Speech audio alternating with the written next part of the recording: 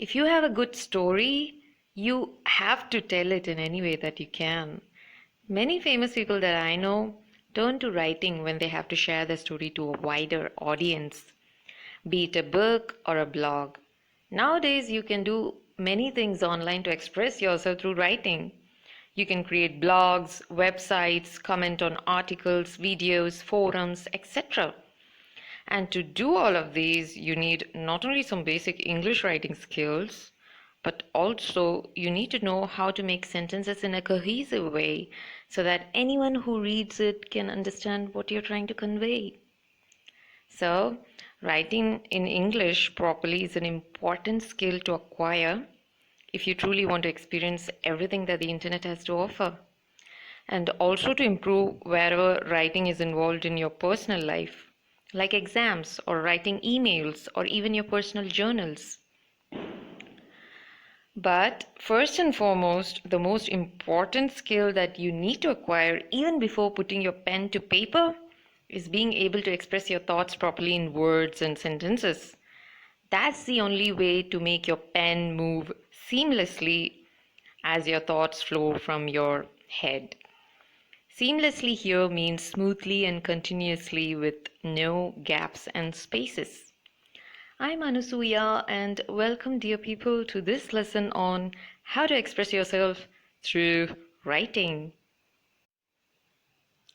So, what makes a good writer? I've come up with some points for you on what is needed for you to be a good writer. The first point is you must have good grammar skills.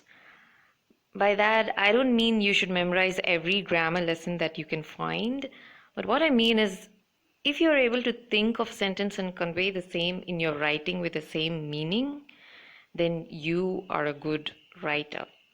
Your goal should be to get the right message across. And sometimes when you miss a comma or miss a word, the entire meaning of a sentence could change. So this is an important skill to acquire to be a good writer. The second point is you need to be able to put relevant sentences together so that they form a meaningful paragraph or a passage. If you're writing about a particular topic, this rule applies there. Always convey the matter in a way that is understandable. Make it as easy as possible without using jargon or complicated words. I think I've already covered the third point while explaining the second point just now. The fact that you need to have some knowledge about the subject matter if you're going to write about it in your own words. Actually, you can try an exercise where you can read or watch something and then try writing it in your own words.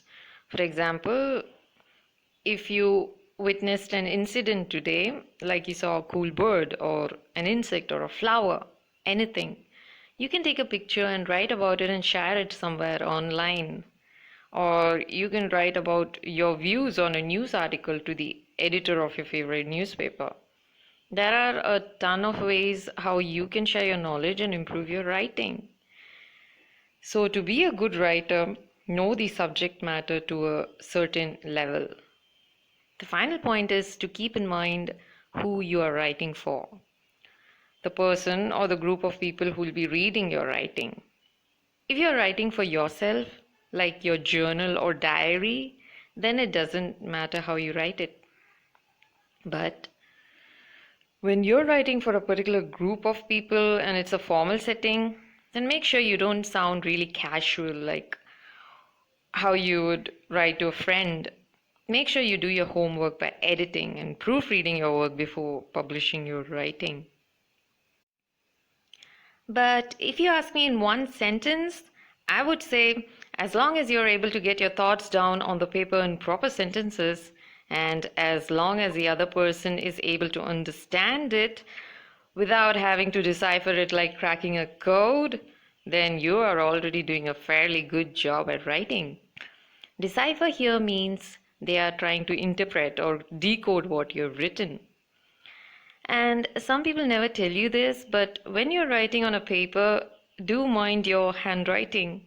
Else, even if you have managed to do a good job at writing the sentences down perfectly, nobody is going to be able to read it unless your handwriting is legible. So mind the way you write your individual letters. The more you write and practice, the better your handwriting is going to be. Let's look at the common mistakes people make when writing before I tell you how you can avoid them and improve your writing. So I have noticed these 5 common mistakes. I have noticed spelling mistakes, using the wrong words, not using a comma or using comma in the wrong place, ignoring the silent letters, and using really long sentences. Let's first look at the common spelling mistakes which are quite prominent when writing.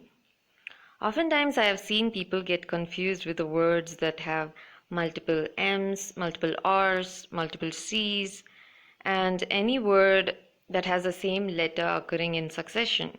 By that I mean one after the other. I used to get confused myself, but make sure you're careful when writing such words. For example, the word tomorrow, where people are often confused with how many M's and R's need to be in there. The correct word has only one M and two R's. Some other examples of words where letters occur in succession are embarrassed, beginning, business, disappear, generally, grammar, necessary, occasion, and success. I am reading from this box where I have numbered it as 1. I hope you can see it, it's on the right side. And then we have the words that either have IE and EI in their spelling. An example is believe, where we have IE, and another example is deceive, where we have EI, and receive, where we also have EI. I hope you can see that in box number 2, which is also on the right. So keep in mind that whenever you have words which sound like C in the middle, such as conceive, perceive, or receive, deceive, it's always EI. And other words that don't have C in the middle usually have the spelling IE in the middle, such as hygiene, believe, achieve. Then we have words where we often get confused with whether we need to put an A or an E in them. For example, this word, confident. I used to always get confused with the word confident, and I just get frustrated with the fact that every time I wrote this word, I put an A instead of an E. Then what I did was I took the dent out of confident and related that to a dentist. And then I could remember it perfectly whenever I wanted to write the word confident in my sentences. Here, confident with an E means to be assured, positive, having confidence and all of that. While the word confidant with an A has a whole another meaning. Confidant means a person whom you trust very much and who is like a close friend, who never shares your secrets with others. So confident and confidant should never be confused with each other while writing. So you can try to make up some story just so that you can remember the spelling of a particular word while writing. If you just can't remember the spelling of a word, I suggest you Google it and check it out and then try to practice saying it out loud and then find a way to remember the spelling correctly. But I know it can sometimes be challenging to remember the spelling because I have been there myself. And making funny stories out of the words can actually help you initially to remember their spelling. Another example would be the word beginning, where there is one G and two N's. So one way to remember is using this sentence. Beg for an inning, where beg obviously has one G and inning is something related to cricket with two N's. So hopefully you can remember it that way and come up with some interesting stories yourself. Next, we have the words where we often get confused between S and C or S and Z. Sometimes this can get really confusing, even for me. In the word criticize, the correct spelling is with a C in the middle and not an S. That's how criticize needs to be spelled. Similarly, exercise has size in the end and not size. I hope you can see in the box number 4 where I have spelled exercise for you.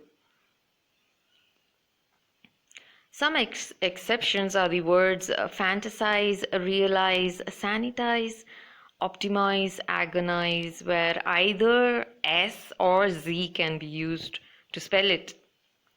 And both are correct, S or Z, in these words. It has something to do with the way the people in the US and Canada spell it differently from the British and vice versa. So you can use either Z or S in such cases, and that's perfectly fine. Then we have the words where we miss the letters while writing just because they are silent. One example is the word government, where the letter N is silent. Similarly, we sometimes fail to include the letter D in knowledge. And in the word receipt, the letter P is silent. Hence, it's pronounced as receipt. Then while writing truly, never include an E in there. It's not Truely, but truly, Truly. I have given all the words in box number 5. Then we have lying, where often there's a confusion whether it is a Y or an IE in the spelling. There's no word lying with an IE, like LIEING is wrong. Similarly, dying is always with a Y and not IE. DIEING, dying, with an IE is commonly used when you're referring to cutting something. A die cut is usually done by a machine that is used for cutting something. So when referring to death, it should always be DYING with a Y. So be careful with your spellings while writing to be a good writer. We'll continue with our common mistakes in writing in the next lesson. Be sure to stick around and learn with me how you can express better through your writing. Thank you and see you around.